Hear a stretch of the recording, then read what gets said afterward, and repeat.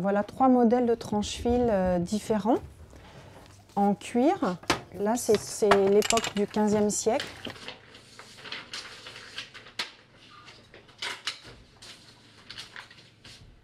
Un livre ancien est un ouvrage épuisé qui possède des mérites suffisants pour être conservé, protégé ou collectionné.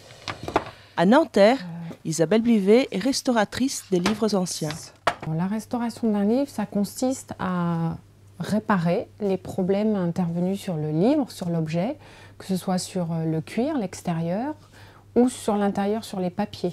Il faut une base, c'est une base de CAP de reliure.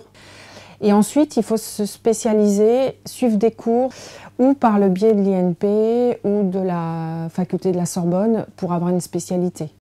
La passion, c'est primordial. C'est un métier qui est vraiment passionnant et qui s'apprend à tout âge. Il n'y a pas d'âge limite pour commencer ce métier. J'ai changé de métier il y a 16 ans. Je passe mes journées à faire un métier que j'adore. On en vit correctement. Et c'est passionnant parce que on voit passer tout style de livres, d'époque. Il y a beaucoup de demandes et on est très peu en France à restaurer les livres.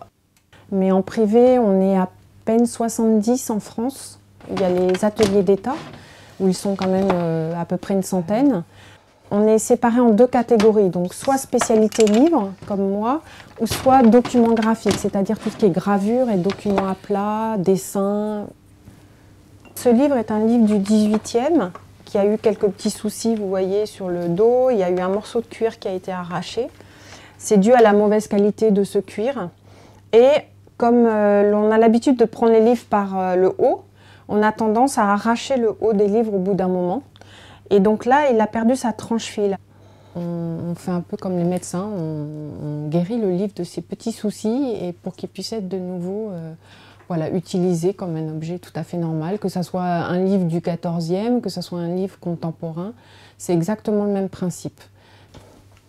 C'est un patrimoine qui ne pourra pas disparaître. Après, il faut transmettre aussi aux enfants, aimer prendre un livre. C'est un bel objet, il restera. Ça a une odeur, ça a une forme. Le numérique, c'est bien parce que c'est pratique, mais ceux qui aiment les livres, ils aimeront toujours les livres. Parce que le but d'un livre, c'est pas simplement de rester dans une bibliothèque, c'est d'être de nouveau utilisable. C'est un objet utile.